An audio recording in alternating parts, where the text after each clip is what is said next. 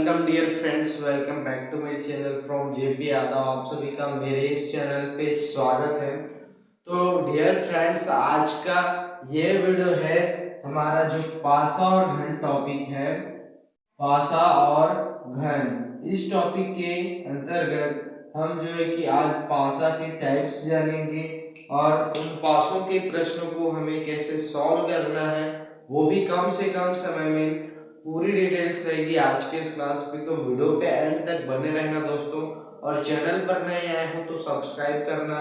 अगर आप दोस्तों नेशनल मिस कम मेरिट परीक्षा फॉर क्लास 8 के लिए स्कॉलरशिप एग्जामिनेशन एनटीएससी और फॉर क्लास 10th के लिए अगर आप स्कॉलरशिप एग्जाम की तैयारी कर रहे हैं, इन दोनों कॉम्पिटिशन एग्जाम की तैयारी मेरे इस चैनल पे मैं बेहतरीन तरीके से कराता हूँ। तो अगर आप सभी भी स्कॉलरशिप पाना चाहते हैं, एग्जाम में सिलेक्शन होकर के एनटीएस एस्पिरेंट होके, तो आप सभी हमारे इस चैनल पे आइए, विजिट कीजिए और हमारे इस चैनल पे वीडियो लेक्चर चल रही हैं, तो आप सभी नोट्स बनाइए और तैयारी कीजिए बेहतरीन तरीके से। अपना प्रिपरेशन पे लगे रहिए, ठीक है। और आप सभी का होप जो है कि एग्जाम डेट जल्द से जल्द आने वाला है, तो उसका वीडियो भी जल्द से जल्द आ जाएगा। तो दोस्तों, आज के इस वीडियो पे एक ही क्लास पे हम पासा और घन टॉपिक के अंतर्गत हम जो है कि पासा के टाइप्स पढ़ेंगे और उन टाइप्स के प्रश्नों को कैसे सॉल्व करना है कंप्लीटली जानेंगे। तो दोस्तों, आज का ये वीडियो बहुत ही शानदार होने वाला है।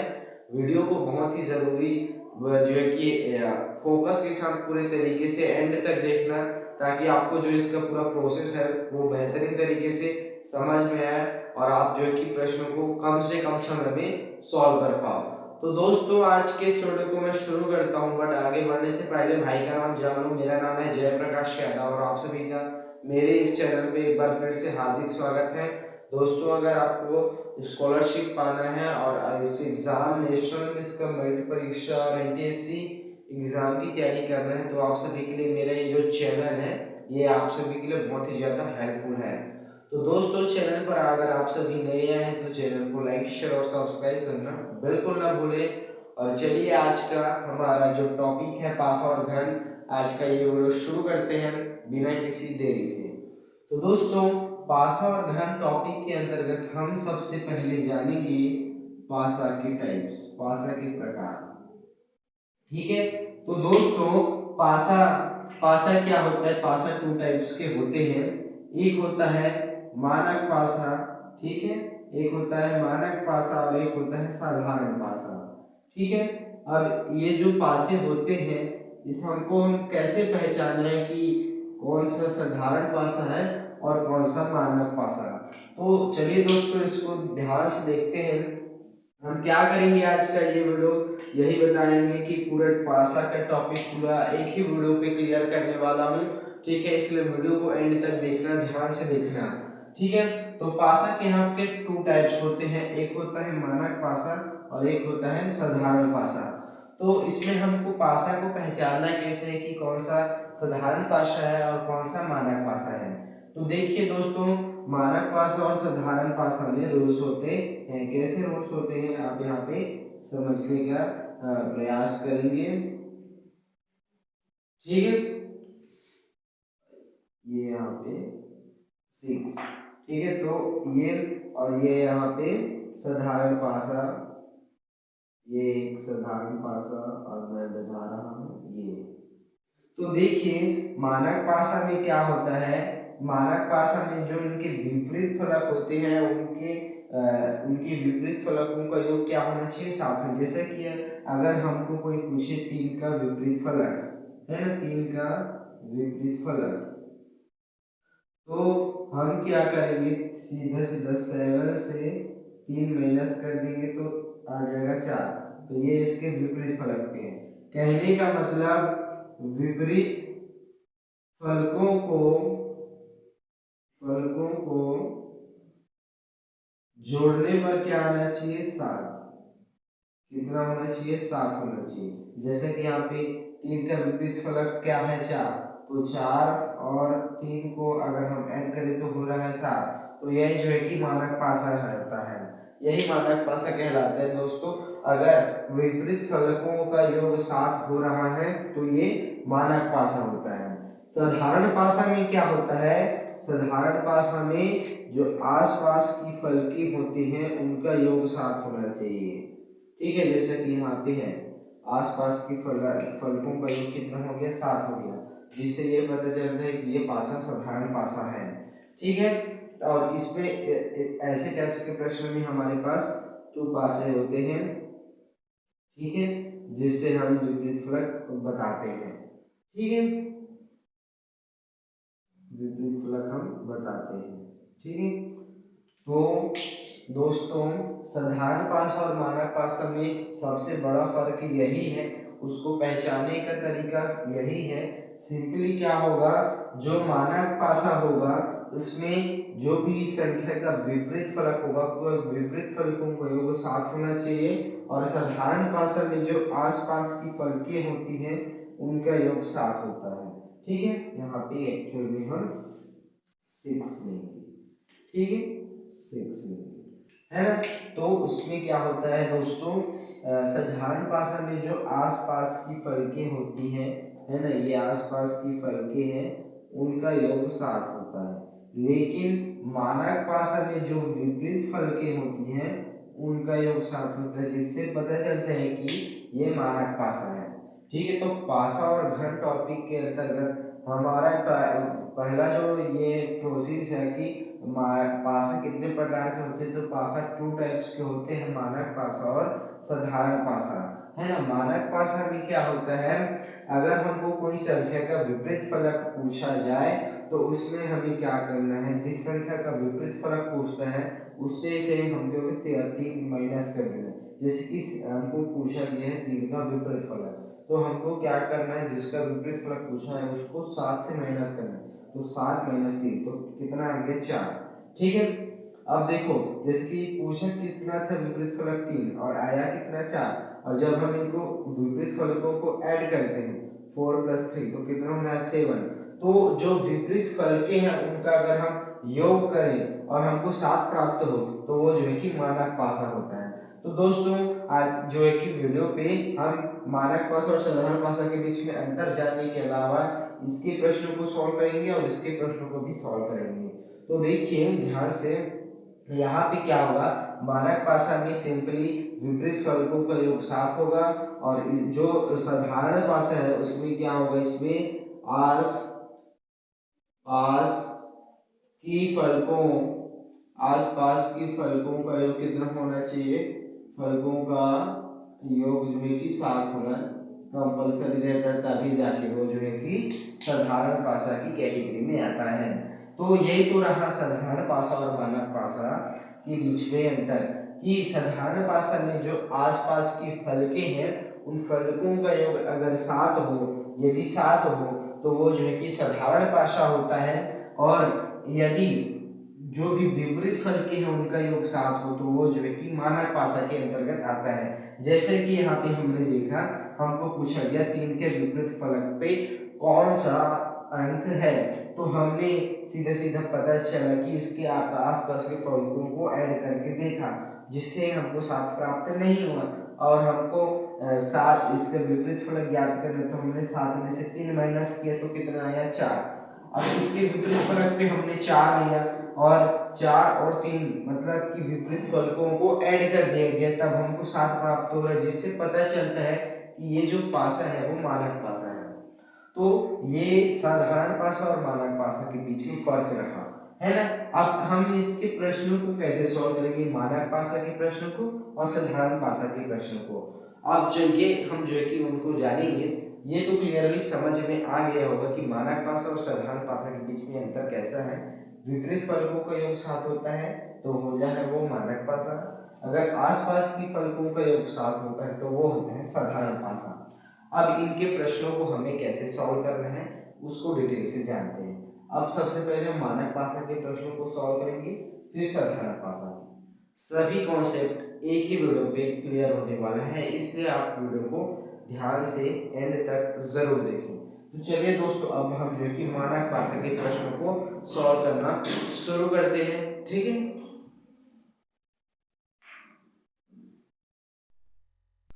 तो देखिए फ्रेंड्स, अब जो है कि हमारे पास प्रश्न है और हम जो है कि मानक पासा के प्रश्न को पहले सॉल्व करेंगे। सबसे पहले चेक करना रहता है। तो देखिए, मैंने आपको बताया था कि जो साधारण पासा होता है उसमें आसपास की फलकों का योग 7 होता है। तो हम चेक करते हैं कि ये साधारण पासा तो नहीं है। इसके लिए हम इसके आसपास के फलकों को ऐड करके देखते हैं, है ना। तो 3 और 2 5, है ना। 6 2 8 तो नहीं हो रहा है। 6 2 8, 4 2 6, 5 6 11 और 6 4 10। ठीक है। तो इसमें क्या हो रहा है दोस्तों, जैसे कि इसमें अगर हम लोग चेक कर रहे हैं तो जो आसपास के जो फलक हैं, जो भी आसपास के फलक हैं, उनका योग क्या जो है कि क्या क्यों 7 हो रहा है, क्या 7 नहीं हो रहा है। ये जो है कि 7 नहीं हो रहा है, जिससे पता चलता है कि ये मानक पासा है। तो दोस्तों, मानक पासा में क्या होता है, जिसका विपरीत फलक पूछा जाता है उसको हमको क्या करना है, 7 से माइनस कर देना है। ठीक है। तो हम क्या करते हैं, माइनस करते हैं। तो 7 से माइनस किया हमने और कितना आया, हम जो है कि 7 से 6 का विपरीत फलक पूछा गया था। तो हम क्या करेंगे, 7 में से 6 माइनस करेंगे तो कितना आया, 1। अब अगर हम विपरीत फलकों को ऐड करें, 6 + 1 तो कितना हो जाएगा, 7 और 7 आया। तो ये जो है कि मानक पासा है। हम ये पता चला कि विपरीत फलकों को जोड़ने पर, विपरीत फलकों का योग करने पर कितना है, 7। तो ये सब पता चला कि ये जो कि मानक पासा है। तो सिंपली मानक पासा के प्रश्नों को ऐसे ही सॉल्व करना है। सबसे पहले आप चेक करेंगे कि आसपास के फलकों का योग 7 तो नहीं हो रहा है। अगर आसपास के फलकों का योग 7 नहीं हो रहा है तब ये मानक पासा है। और जिसका विपरीत फलक पूछा जाता है उसको क्या करना है, हमको 7 में से माइनस कर देना है ना। जैसे कि 6 का विपरीत फलक पूछा गया हमें, तो हमको 7 - 6, अब 7 में से 6 घटाएंगे तो कितना आया, 1 आया। अब जो है कि हमको लास्ट में चेक करना है विपरीत फलकों का योग करके। जैसे कि विपरीत फलक पूछा गया था 6 और निकला 1, तो 6 और 1 को आपस में ऐड कर देंगे तो कितना हो जाएगा, 7। अब हमको 6 और 1 विपरीत फलकों को जोड़ने पर 7 प्राप्त हुआ, जिससे पता चला कि यह मानक पासा है। तो इस तरीके से मानक पासा के प्रश्नों को इजीली तरीके से हम कम से कम समय में सॉल्व कर सकते हैं दोस्तों। जिसका भी विपरीत फलक पूछा जाता है उसको हमको क्या करना है, 7 से माइनस कर देना है। ये तो है एक प्रश्न। अभी मैं आपके सामने और प्रश्न रखता हूँ ताकि आपको और अच्छे से समझ में आए। ठीक है, चलिए देखिए, यहाँ पे 6 की जगह पूछा गया है हमको 3 का विपरीत फलक। ठीक है, 3 का विपरीत फलक पूछा गया है। यहाँ पे जो चीजें हैं उन चीजों को मैं मिटा देता हूँ। ठीक है, उसके बाद यहाँ पे नंबर्स लिखेंगे। और दोस्तों, यहाँ पे मानक पासा के प्रश्नों को हम पहले सॉल्व कर रहे हैं, इसीलिए ये तो समझ में आया ना।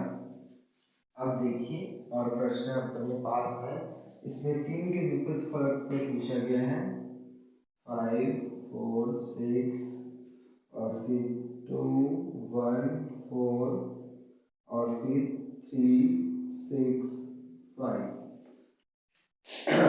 ये है हमारा प्रश्न और हमारे प्रश्न में पूछा गया है 3 के विपरीत फलक पे कौन सा अंक होगा, है ना। 3 के विपरीत फलक पे, तो ध्यान से देखिए, हमको क्या करना है, सबसे पहले चेक करना है कि आसपास की फलकों का योग 7 तो नहीं हो रहा है। तो देखिए, 6 4 10, 5 4 9, है ना। 4 1 5, 4 2 6, है ना। 6 3 9, 9 5 नहीं।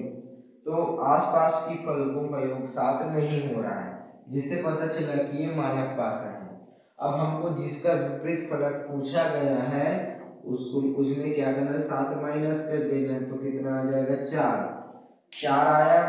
ठीक है, अब क्या करना है, हमको विपरीत फलकों को ऐड करना है। तो विपरीत फलकों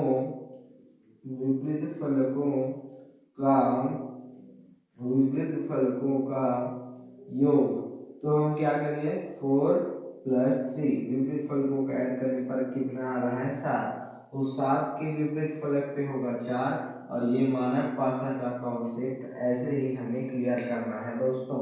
सबसे पहले आसपास की फलकों को चेक करना है कि वो आसपास के फलकों को ऐड करने पर 7 नहीं होना चाहिए। अगर आसपास के फलकों को ऐड करने पर 7 नहीं हो रहा है तो ये जो है कि मानक पासा है।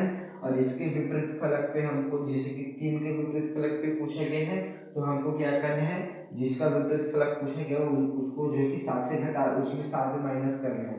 ये कि 7 में उसको माइनस कर देते, तो हमने 7 माइनस 3 करा तो आया 4। तो 3 के विपरीत फलक पे होगा 4।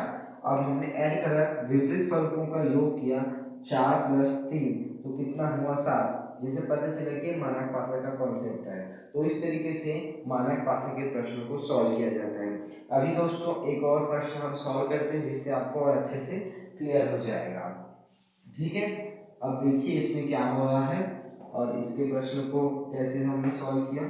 अभी आप ध्यान से देखते हैं और आपको क्लियरली समझ में भी आ जाएगा। ठीक है, मानक पासा बहुत ही आसान होता है इसके प्रश्न को सॉल्व करना। साधारण पासा में हमको कॉन्सेप्ट वाइज सॉल्व करना रहता है। ठीक है, तो चलिए यहाँ पे हमारा प्रश्न है, 5 के विपरीत फलक पे हमको कौन सा अंक आएगा ये पूछा गया है। ठीक है, 4 1 2 और यहाँ पे 6 2 3 और हमको यहाँ पे 5 के विपरीत फलक पे पूछा गया है कि कौन सा अंक होगा। अब हम यहाँ पे कितने पासे हैं, 2 पासे हैं, एक पासा और यहाँ पे 2 पासा। पासा कितने रहे हमको फर्क नहीं पड़ता। हम सबसे पहले चेक करते हैं कि आसपास की फलकों का योग 7 नहीं होना चाहिए। तो चलिए देखते हैं कि यहाँ पर 4 + 2 कितना हो जाएगा 6 और 4 और 1 5, 2 और 1 3, 6 3 9, 6 2 8, 2 और 3 5। तो जो है कि आसपास की फलकों का योग 7 नहीं हो रहा है, जिससे पता चलता है कि ये मानक पासा है। अब हम क्या करेंगे, हमको पता तो चल गया कि जो यहाँ पे पासे हैं वो जो है कि साधारण पासे नहीं है, मानक पासे हैं, क्योंकि आसपास की फलकों का योग 7 नहीं हो रहा है। तो अब हम क्या करेंगे, हमको जिसका विपरीत फलक पूछा गया है उसको 7 से घटा देंगे। तो यहाँ पे कितना आ जाएगा 2, तो उससे 5 के विपरीत फलक पे 2। अब हम लास्ट में क्या करते हैं, विपरीत फलकों का योग कर देते हैं। तो विपरीत फलकों का योग, यहाँ पे विपरीत फलकों का हम क्या करते हैं, योग कर देते हैं। तो कितना हो जाएगा, 5 + 2 = 7। तो जो है कि 5 के विपरीत फलक पे आ जाएगा 2। तो ये हमारा आंसर होगा। और ये जो है कि मानक पासा का कॉन्सेप्ट ऐसे ही हमें सॉल्व करना है। ऐसे ही इसके प्रश्न को सॉल्व किया जाता है कम से कम समय में। सबसे पहले आप चेक कर लेंगे कि आसपास के फलकों का योग 7 नहीं होना चाहिए। अगर आसपास के फलकों का योग 7 नहीं हो रहा है तो आपको क्या करना है, तुरंत जो है कि जिसका भी विपरीत फलक पूछा जाता है उसको 7 से माइनस कर दें। तो हमने 5 का विपरीत फलक पूछा है तो इसलिए हमने 7 - 5 किया और आया 2। तो 5 के विपरीत फलक पे 2। अब हम विपरीत फलकों का योग करते हैं, 5 + 2 तो कितना हो जाएगा 7, जिससे कॉन्सेप्ट क्लियर होता है कि ये मानक पासा का प्रश्न है। तो इस तरीके से दोस्तों मानक पासा का प्रश्न को सॉल्व करना है और इस प्रकार से हमारा मानक पासा का कॉन्सेप्ट क्लियर होता है। अब हम साधारण पासा के प्रश्नों को सॉल्व करते हैं, क्योंकि आज का एक ही वीडियो पे हम मानक पासा और घन को क्लियर करेंगे। इसीलिए साधारण पासा के टॉपिक्स, साधारण पासा का कॉन्सेप्ट देखते हैं और उसके बाद हम नेक्स्ट क्लास में नए टॉपिक्स को मिलेंगे। तो चलिए मैं बिना किसी देरी के साधारण पासा का कॉन्सेप्ट भी शुरू करके क्लियर करता हूँ। तो गाइस यहाँ पे साधारण पासा के हमने टॉपिक्स पढ़ने हैं। 3 टाइप्स होते हैं साधारण पासा के, जब पासे में एक संख्या कॉमन हो, जब पासे में 2 संख्या कॉमन हो और जब पासे में कोई भी संख्या कॉमन ना हो। तो इन तीनों टाइप्स पे काम करते हुए हमको साधारण पासा का कॉन्सेप्ट क्लियर करना है। इस टॉपिक का एक प्रश्न करेंगे, इस टॉपिक का एक प्रश्न और इस टॉपिक का एक प्रश्न, जिससे हमारा ये कॉन्सेप्ट अच्छे से क्लियर हो जाएगा और हमारा साधारण भाषा भी अच्छे से उसका भी कॉन्सेप्ट क्लियर होगा। ठीक है, 3 टाइप्स हैं, जब पासे में एक संख्या कॉमन हो, जब पासे में 2 संख्या कॉमन हो और जब पासे में कोई भी संख्या कॉमन ना हो, तब हमें प्रश्न को कैसे सॉल्व करना है। तो चलिए दोस्तों उसको भी शुरू करते हैं। और जो है कि आपके क्या होना है, देखिए एग्जाम डेट तो नहीं आया है, एग्जाम डेट लेकिन आने वाला है। उसका वीडियो भी मैं जल्द से जल्द ला दूंगा। तो दोस्तों साधारण भाषा में हमको 3 टाइप्स पढ़ने थे, जब पासे में एक संख्या कॉमन हो, दो संख्या कॉमन हो और कोई भी संख्या कॉमन ना हो। तो इसी बेस पे हमको साधारण भाषा के प्रश्न को सॉल्व करना रहता है। तो चलिए मैं बिना किसी देरी के प्रत्येक टॉपिक से एक एक प्रश्न सॉल्व करता हूँ और एक एक प्रश्न ही काफी है। एक एक प्रश्न से हम बेहतर तरीके से उस पर काम करके अच्छे तरीके से पा सकते हैं। ठीक है, तो चलिए मैं जो कि इसके प्रश्न को सॉल्व कराना शुरू करता हूँ और अच्छे से ध्यान से देखना वीडियो को एंड तक, तभी जो है कि इसका कॉन्सेप्ट आपको अच्छे से समझ में आएगा। ठीक है, तो चलिए शुरू करते हैं। तो चलिए गाइस, अब हम जो हमारा पहला टॉपिक है, जब पासे में एक संख्या कॉमन हो, इस टॉपिक के आधार पर जो प्रश्न रहते हैं हमको कैसे सॉल्व करने वो जानते हैं। तो चलिए मैं बिना किसी देरी के क्वेश्चन सॉल्व कराना शुरू करता हूँ। ठीक है, 3 टॉपिक्स हैं, साधारण भाषा में हम तीनों टॉपिक्स को हम क्लियरली समझेंगे आज के इस क्लास में। ठीक है, तो चलिए दोस्तों शुरू करते हैं। ठीक है, चलिए देखिए हमारे पास यहाँ पे हमारे पास प्रश्न है और प्रश्नों के बाद हमको उसमें भी ऐसे विपरीत फलक बताना रहता है। तो कैसे होते हैं सारी चीज क्लियरली जानेंगे। यहाँ पे एक के विपरीत फलक पर कौन सा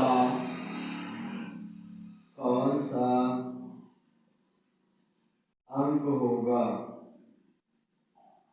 ठीक है, कौन सा अंक होगा ये बताना है हमें। अब इसमें से कुछ कॉमन्स वाला जो कॉमन फैक्टर है, हम टॉपिक क्या पढ़ रहे हैं, जब पासे में एक संख्या कॉमन होगा। ठीक है, तो सबसे पहले हम चेक करेंगे कि ये भाषा साधारण भाषा है या मानक भाषा। ठीक है, उसके बाद हम जो है कि फिर चेक करेंगे, चेक करने के बाद हम इसको सॉल्व करना शुरू करेंगे। ठीक,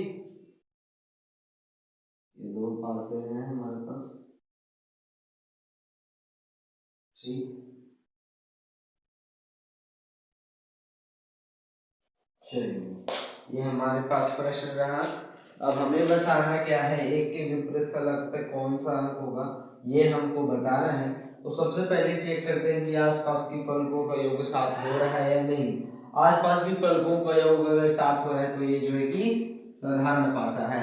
तो देखिए 6 और 1 7, 5 और 2 7। कहने का मतलब कि जो आसपास की फलकें हैं, है ना, जो आसपास की फलके हैं उनका योग कितना हो रहा है, अभी 7 हो रहा है। तो वो जो है कि साधारण भाषा की कैटेगरी में आता है।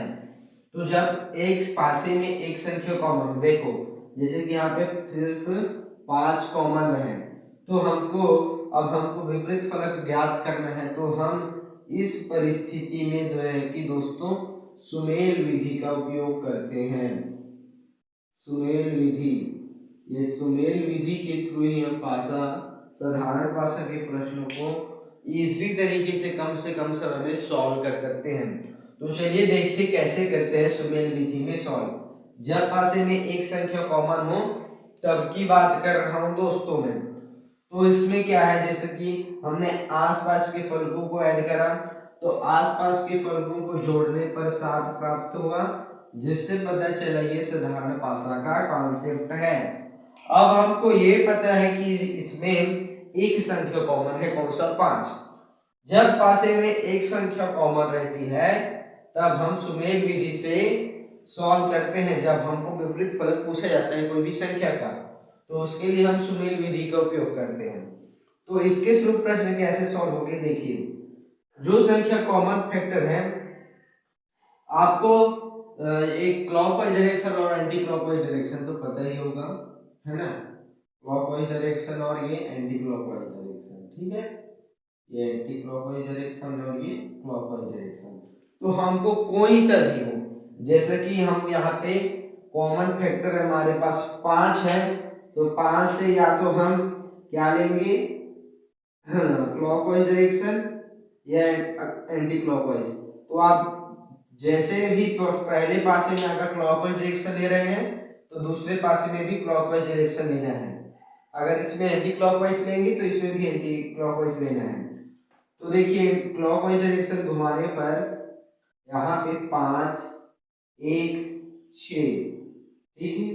तो इसको क्लॉकवाइज डायरेक्शन घुमाने पर जो जो संख्या मिल रही है, जैसे 5 से शुरू किया था तो 5, फिर घूमते घूमते 1 पे गया, फिर 6। अब इसमें 5, फिर 2, फिर 3।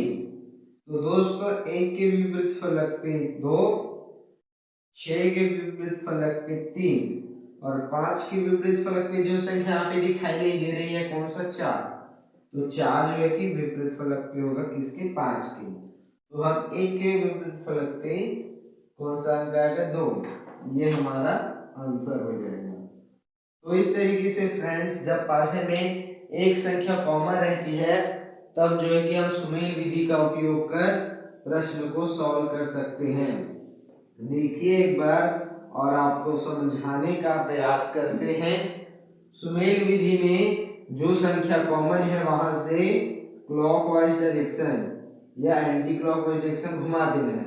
अब आपने घुमाया तो घड़ी घूमते घूमते गई, तो ऐसे घूमते में कौन कौन सी इसके घूमने की दिशा में कौन कौन सी संख्या आ रही हैं उनको लाइन से नोट करना है।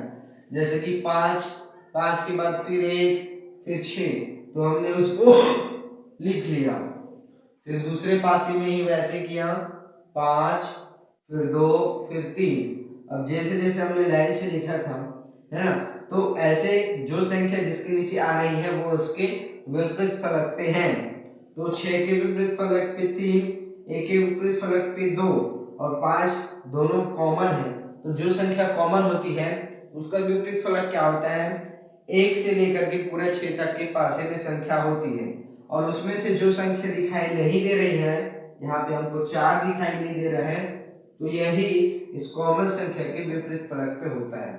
हमको 1 के विपरीत फलक पे पूछा था तो 1 के विपरीत फलक पे 2। तो इस तरीके से दोस्तों जब पासे में एक संख्या कॉमन रहती है उसके प्रश्न को सुमेल विधि से ऐसे ही सॉल्व करना है। अब दोस्तों जब पासे में दो संख्या कॉमन हो तब हमको कैसे प्रश्न को सॉल्व करना है उसको भी देखते हैं और जल्द से जल्द हम जो है कि इसको सीख जाते हैं, कम से कम हमें सॉल्व करना है। अब दोस्तों हम जब पासे में दो संख्या कॉमन हो तब प्रश्न को कैसे सॉल्व करेंगे, चलिए उसको भी फटाफट से देख लेते हैं। तो दोस्तों ये है हमारा सेकंड कॉन्सेप्ट, जब पासे में दो संख्या कॉमन हो। दोस्तों दो संख्या कॉमन है उसमें क्या होता है, पासे में दो संख्याएं कॉमन है, जैसे कि यहाँ पे 1 और 5 दोनों जो कि कॉमन है और हमको दो के विपरीत फलक पे कौन सा अंक होगा ये पूछा गया है। तो दोस्तों जब पासे में दो संख्या कॉमन हो इसके कॉन्सेप्ट में हमको क्या करना है, जो जो संख्या कॉमन है उसको देख लेना है। तो यहाँ पे पासे में कौन कौन सी संख्या कॉमन है उसको सबसे पहले हम नोट करते हैं। तो यहाँ पे 1 और 5 कॉमन है, ठीक है। और हमको दो के विपरीत फलक पे कौन सा अंक होगा ये जो है कि हमको बताना है। तो यहाँ पे सिंपली 1 और 5 ये दोनों कॉमन फैक्टर है जब पासे में दो संख्या कॉमन हो।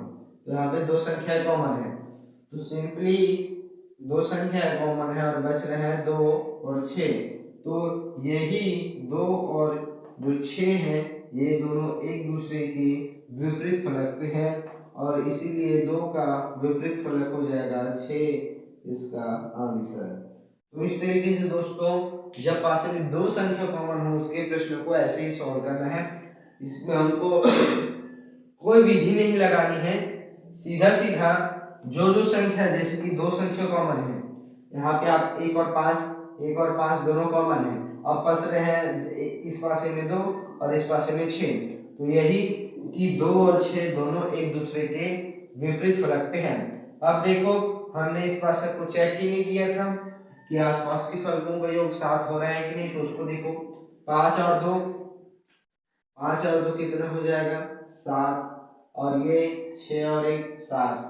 तो जो आसपास की फलके हैं उनका योग 7 हो रहा है, जिससे पता चलता है ये साधारण पासा का कॉन्सेप्ट है।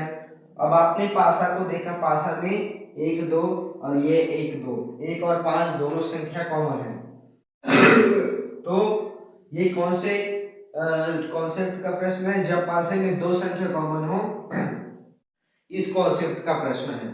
ठीक है, अब 2 संख्या कॉमन है, 1 और 5। तो देखो, अब देखो उसके बाद क्या होता है, इस पासे में जो जो एक एक संख्याएं बचती हैं, हमको उसी का विपरीत फलक ही ऐसे प्रश्नों में हमको पूछा जाता है। जैसे यहाँ पे 1 और 5 कॉमन था, तो इसमें 2 के विपरीत फलक को पूछा है ना। तो ये जो संख्याएं कॉमन रहती है उसका विपरीत फलक कतई नहीं पूछता। ये जो है कि कॉमन संख्या रहेगी, उसके अलावा पासे में एक एक संख्याएं बचती है, वो दोनों एक दूसरे के विपरीत फलक पे होती है, और उसी का विपरीत फलक हमको ज्ञात करने के लिए बोला जाता है दोस्तों प्रश्न में। तो आपको प्रश्न को समझना है, दोनों संख्या जो कॉमन है उन्हें छोड़ देना है। अब बच रहा है दोनों पासे में एक ही संख्या है, यहाँ पे 2 और यहाँ पे 6, तो यही 2 और 6 एक दूसरे के विपरीत फलक पे हैं, और यहाँ पे हमको 2 का विपरीत फलक पूछा गया है, तो दोस्तों 2 के विपरीत फलक पे 6 होगा। इस तरीके से जब पासे में 2 संख्या कॉमन हो, इस कॉन्सेप्ट को ऐसे सॉल्व करना है। अब दोस्तों हमारा लास्ट कॉन्सेप्ट है साधारण पासा का। जब पासे में कोई भी संख्या कॉमन ना हो, तब हम कैसे प्रश्न को सॉल्व करें।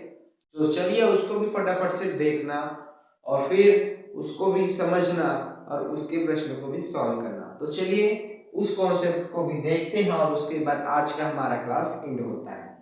ठीक है, तो दोस्तों अब हमारा लास्ट कॉन्सेप्ट है जब पासे में कोई भी संख्या कॉमन ना हो। तो चलिए इसके प्रश्न को भी कैसे सॉल्व करते हैं, देखिए 4 के विपरीत फलक पे कौन सा अंक होगा, और अब पासे पे आप देख सकते हैं कोई भी संख्या यहाँ पे कॉमन नहीं है। तो सबसे पहले तो चेक करते हैं कि जो आसपास की फलके हैं उनका योग 7 है या नहीं। तो यहाँ पे 5 + 2 कितना हो जाएगा 7, 6 + 1 हो जाएगा 7। तो ये तो क्लियर रहा कि ये साधारण पासा का कांसेप्ट है।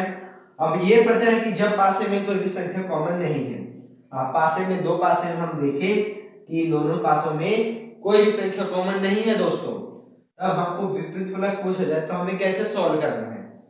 तो बड़ा इसका सिंपल सा आइडिया है, ध्यान से देखना, बता रहा हूं। ठीक है, सबसे पहले जो ऊपर है ना, ये ऊपर वाला होता है ऊपर वाले के विपरीत फलक पे, ठीक है ना।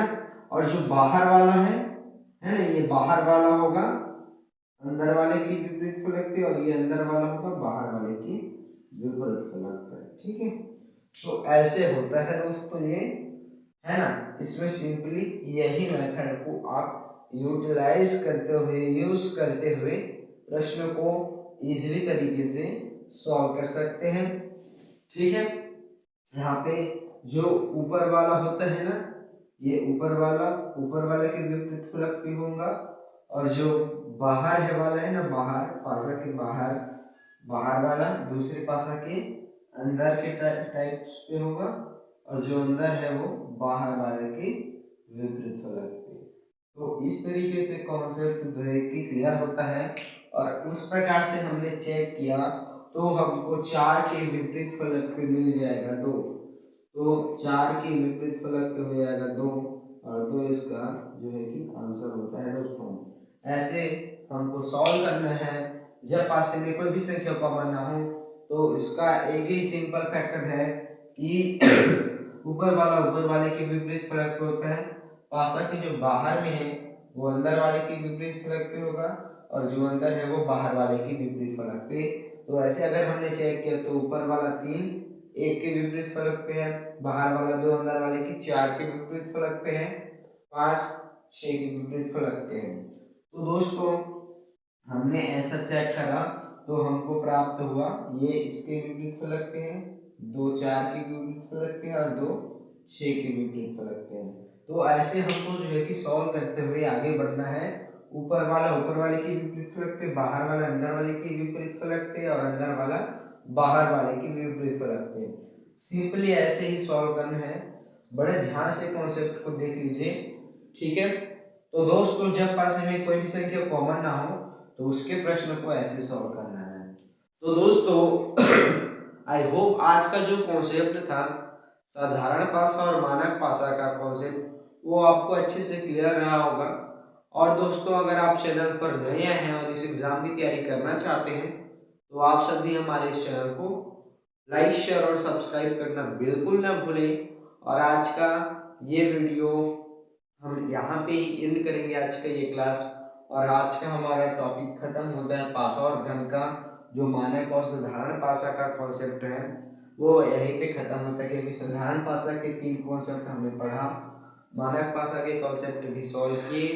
तो ऐसे ही हमको प्रश्न सॉल्व करते हुए आगे बढ़ना है। और आई होप दोस्तों आप सभी का आज का जो कॉन्सेप्ट था वो क्लियर रहा होगा। क्लियर रहा होगा तो आप वीडियो पर लाइक करना और अच्छा सा कमेंट्स बॉक्स में जाके कमेंट करना। तो दोस्तों वीडियो को एंड तक देखने के लिए धन्यवाद। ऐसी ही अपनी तैयारी पे लगे रहो। Best of luck.